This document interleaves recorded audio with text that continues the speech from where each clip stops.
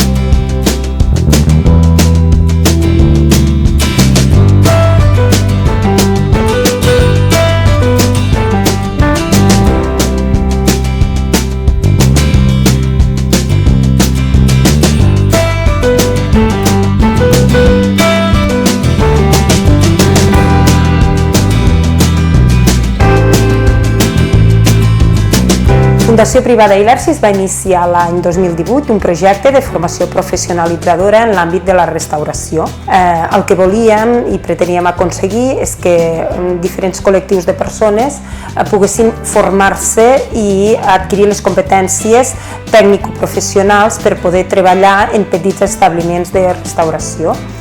Fins al moment hi han participat unes 75 persones, joves amb discapacitat intel·lectual i o malaltia mental, joves que han abandonat els seus estudis i també joves migrats.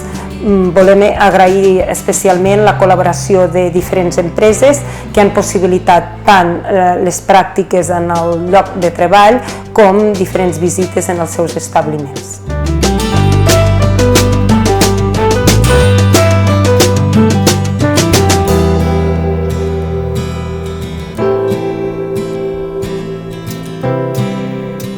Soc clienta, usuària dels serveis de la Fundació Ilersis.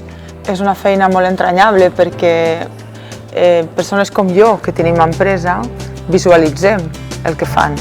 Estem percebent que és possible que persones amb aquest tipus de disminucions puguin tenir una feina en les nostres empreses. Estan fent realment una feina molt important i molt necessària per a aquest tipus de persones i per la societat en si. Ells tenen també productes de proximitat, gestionen altres restaurants com és el de la Gremial i la veritat és que tot ho fan amb una dedicació, amb un carinyo molt important. Realment el tracte humà que tu tens en qualsevol dels seus ambients és excepcional.